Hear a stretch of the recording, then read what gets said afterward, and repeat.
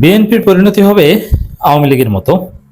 বিএনপির একাংশ সেটা ফিল করছে, তারা ঘটনা টের পেয়েছে এবং চারিদিকে প্রভাব পড়তে শুরু করেছে। দর্শক, বিএনপি এবং আওয়ামী লীগ এক নয়। অনেক দিক থেকে আওয়ামী লীগের চেয়ে বিএনপি ভালো, আবার অনেক দিক থেকে আওয়ামী লীগের চেয়ে বিএনপি খারাপ। তবে তাদের পরিণতি এক হওয়ার একটা সম্ভাবনা রয়েছে। দেখেন, বিএনপি ক্ষমতায় এসে যে একদম আওয়ামী লীগের মতো অপশাসন ফেসিবাদ কায়েম করে ফেলেছে অলরেডি, না, অনেক ভালো কাজ করছে। কিন্তু ছোট ছোট দুই একটা কাজ যেগুলো তাদেরকে ফ্যাসিবাদের দিকে নিয়ে যাবে এবং আলটিমেটলি আওয়ামী লীগের মতো পরিণতি তাদেরকে ভোগ করাবে। আওয়ামী লীগ যা করত, দেখেন, আওয়ামী লীগকে ভালো কাজ করেনি, আওয়ামী লীগ অসংখ্য ভালো কাজ করেছে। বরং আওয়ামী লীগ যে ভালো কাজ করেছে সেগুলো বিএনপি সরকারকে করতে কয়েক জনম লাগবে। কিন্তু খারাপ কাজ এবং জনবিরোধী কাজ যতটুকু আওয়ামী লীগ করেছে, ওই ফুটপ্রিন্টে অনুসরণ করছে বিএনপি সরকার। দর্শক, বিএনপির একটা উপলব্ধি নিয়ে আলোচনা করছি। মাননীয় তথ্যমন্ত্রী জনাব জহিরুদ্দিন স্বপন তিনি বলছেন, জনগণের বাইরে চিন্তা করলেই পতিত সরকারের মতো পরিণতি হবে। হ্যাঁ, এটাই হচ্ছে উপলব্ধি। জহিরুদ্দিন স্বপন অলওয়েজ সংস্কারপন্থী। তিনি বিএনপিকে সঠিক পথে রাখতে নানান চেষ্টা করেছেন, তারপরও তিনি বিএনপিতে টিকে আছেন, এটা তার ভাগ্য। হোয়াটএভার, জনগণের বাইরে চিন্তা করলেই পতিত সরকারের মতো পরিণতি হবে, দিস ইজ ট্রু। এখন দেখেন, বিএনপি সরকার গণভোট অধ্যাদেশ বাতিল করার চিন্তা করছে, তারা বাতিল করতে চায়। জনগণ প্রায় 70% জনগণ জুলাই সনদের পক্ষে হা ভোট দিল। বিএনপির জন্ম গণভোটের মধ্য দিয়ে সেই বিএনপি গণভোট অধ্যাদেশ বাতিল করতে চায়। নিজের জন্মের সাথে যে প্রতারণা করে তার ধ্বংস অনিবার্য, তিনি ন্যাচারাল রিভেঞ্জের শিকার হন। বিএনপি জন্মের সাথে বেইমানি করছে, গণভোট অধ্যাদেশ বাতিল করার চেষ্টা করে।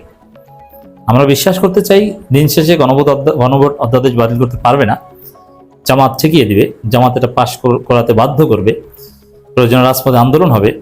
কিন্তু এই যে চিন্তা, বেইমানি করা, জন্মের সাথে বেইমানি করা, কারণ গণভোটের মধ্য দিয়ে বিএনপির জন্ম, এবং এটি তো জনগণের বাইরে আছে। 70% জনগণ জুলাই সনদের উপর রায় দিয়েছে, যেটা বাস্তবায়ন করেন। আমরা জুলাই সনদ ভিত্তিক একটা বাংলাদেশ দেখতে চাই। সংবিধান বদলে ফেলেন, এই 72 সংবিধান চাই না। সংবিধানের মৌল কাঠামো থেকে শুরু করে অনেক কিছুই বদলে জুলাই সনদ ভিত্তিক একটা নতুন বাংলাদেশ চাই। মানুষ এতে রায় দিয়েছে, এটা ডিরেক্ট ডেমোক্রেসি। এখন বিএনপি সেটা ওভারলুক করার চেষ্টা করছে। তাহলে তো এটাই দাঁড়ালো যে বিএনপি জনগণের বাইরে যাচ্ছে। আর জহিরুদ্দিন স্বপনের বক্তব্য যদি এখানে আমরা সেট করি, তাহলে কি বোঝা যায়? জনগণের বাইরে চিন্তা করলেই পতিত সরকারের মতো পরিণতি হবে, তাহলে বিএনপি পরিণতি হবে আওয়ামী লীগের মতো।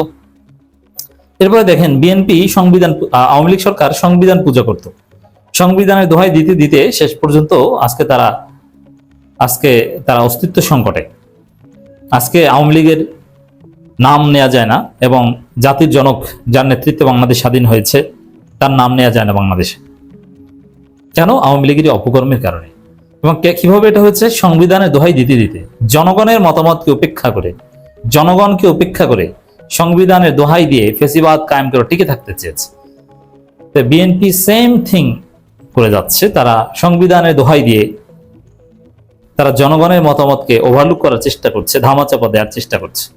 এই যে সংবিধানের দোহাই দেওয়া, এটা বিএনপিকে ধ্বংস করবে, বিএনপির পতন ডেকে আনবে বলে আমরা মনে করি।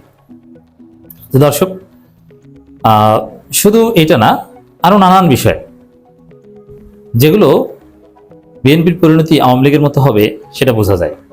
দেখেন, বিএনপি, ভারত, যুক্তরাষ্ট্র, ডিপ স্টেট, মিডিয়া, এদের একটা নেক্সাস, সিভিল মিলিটারি ব্যুরোক্রেসি একটা হাত ধরে ক্ষমতা এসেছে, ইলেকশন ইঞ্জিনিয়ারিং করে। এখন এই নেক্সাস গুলো যদি কোনোভাবে ভেঙে যায়, তাহলে ক্ষমতা আর টেকা যায় না, যেটা হয়েছে হাসিনার ক্ষেত্রে। হাসিনা জনগণের ভোটে ক্ষমতা আসেনি, একটা কৃত্রিম নেক্সাসে ক্ষমতায় ছিল। সে নেক্সাস জনগণের আন্দোলনে একটু ডিসকানেক্টেড হয়ে গিয়েছে, ধপাস করে এমন ভাবে পড়ে গেছে যে আর জীবনে উঠে দাঁড়াতে পারবে না। ইটস ভেরি সিম্পল যে একটা সরকারের পতন হতে পারে। পতন হয়েছে তাতে কি? তারা ফার্স্ট ছিল, দ্যাট মিন সরকারে ছিল, এখন তারা সেকেন্ড হবে, বিরোধী দলে যাবে। কিন্তু না, একদম তাদের অস্তিত্বই কোনোদিন বাংলাদেশে থাকবে না, এরকম তো হওয়ার কথা ছিল না। ওই যে জনগণের ম্যান্ডেট চুরি করে কোনো একটা অবৈধ প্রক্রিয়া ক্ষমতায় থাকার ফল এটা হয়েছে। তো বিএনপি ওই প্রক্রিয়া টিকে আছে, ক্ষমতা এসেছে, অতএব ওই যে civil military bureaucracy Nexus, US, India, আরো যারা আছে ডিপ স্টেট, তো এগুলো কোনোভাবে ডিসকানেক্টেড হয়ে গেলে বিএনপির তাসের ঘর ভেঙে চুরমার হয়ে যাবে এবং পরিণতি হবে আওয়ামী লীগের মতো। কিন্তু জনগণের ভোটের উপর নির্ভর করলে সরকারে না আসতে পারলেও বিরোধী দল হবে, সেকেন্ড হবে, এটা অনিবার্য। তো দর্শক, তো এখানে বিএনপির সামনে উপায় আছে। বিএনপি যদি জুলাই সনদকে মেনে নেয় এবং জহিরুদ্দিন স্বপনরা যেটা মনে করিয়ে দিচ্ছেন যে জনগণের বাইরে চিন্তা করা যাবে না, ইঞ্জিনিয়ারিং যাই হয়েছে হোক, জনগণের বাইরে আর চিন্তা করা যাবে না, এই ফিলিংস যদি সত্যিকার অর্থে তাদের মধ্যে থাকে, তাহলে বিএনপির পরিণতি আওয়ামী লীগের মতো হবে না এবং বিএনপি টিকে যাবে। বিএনপি হয়তো বা 31 সালে বিরোধী দল হবে, কিন্তু তারপরের আবার 36 সালে আবার তারা ক্ষমতায় আসবে। এভাবে একটা সাইকেল চলতে থাকবে, যেটা আওয়ামী লীগের ক্ষেত্রে আমরা বলতাম যে আওয়ামী লীগ যদি 13 সালে আকাম না করতো, 18 সালে আকাম না করতো, তাহলে ঘুরে ফিরে বারবার আওয়ামী লীগ ক্ষমতায় আসতো এবং বিএনপি ক্ষমতায় আসার কিছুদিন পরেই মানুষ আওয়ামী লীগকে ফিল করা শুরু করত। তো দর্শক, শুধু এটা না, দেখেন বিএনপি বেকায়দায় পড়বে এর নানাবিধ কারণ আছে। বিএনপি যাদের হাত ধরে ক্ষমতায় এসেছে তাদেরকে খুশি করতে তো পারছি না, বরং উল্টা হচ্ছে। যেমন প্রথম আলো ডেইলি স্টার বিএনপিকে সার্ভিস দিয়েছে, তারা বিএনপি ক্ষমতায় আনতে সহায়তা করেছে জামাত ঠেকাতে। এখন তারা মবের বিরুদ্ধে ছিল প্রথম আলো ডেইলি স্টার, যদি ইউনূস আমলে মব ছিল না, জনগণের প্রতিবাদকে মব বলে ট্যাগ দিত এবং এই যে সংখ্যালঘুদের উপর হামলা, ভিন্নমত দমন, বিশেষ করে ধর্মীয় ভিন্নমত দমন, মাজার, বাউল, এদের উপর যে হামলা, এগুলোর বিরুদ্ধে প্রথম আলো ডেইলি স্টার বা আরো নানান গোষ্ঠী সোচ্চার ছিল। তাদের বিশ্বাস ছিল যে বিএনপি ক্ষমতা আসলে এগুলো ঠিক করতে পারবে, কিন্তু আমরা দেখতে পাচ্ছি যে এগুলো ঠিক করতে পারেনি, বরং এখনো মাজারে হামলা হচ্ছে, বাউলদের উপর হামলা হচ্ছে, বাউল গান বন্ধ করে দিতে বাধ্য হচ্ছে। তো এতে যে পরিস্থিতি তৈরি হচ্ছে, এই প্রথম আলো ডেইলি স্টার গং এরাও বিএনপির হাত ছেড়ে দিতে বাধ্য হবে, আর বিএনপির হাত ছেড়ে দিলে তখন বিএনপি আর টিকতে পারবে না। এবং বিএনপির পরিণতি যে আওয়ামী লীগের মতো হবে তার আরেকটা প্রমাণ হচ্ছে বিএনপির 71 ব্যবসার চেষ্টা। দেখেন তারেক রহমান কিংবা সরকার হিসেবে ঠিক আছে, তারা 71 নিয়ে কোনো অপরাজনীতি কিংবা কোনো বিভাজন এটা করেনি, কিন্তু দল হিসেবে বিএনপি আওয়ামী লীগের মতো সেম 71 ব্যবসা, মুক্তিযুদ্ধ ব্যবসা করার চেষ্টা করছে। এটা বিএনপির জন্য বুমেরাং হবে, বরং এটা হবে বিএনপির জন্য সবচেয়ে ক্ষতিকর, কারণ বিএনপি এই কাজটা ঠিকভাবে করতে পারবে না।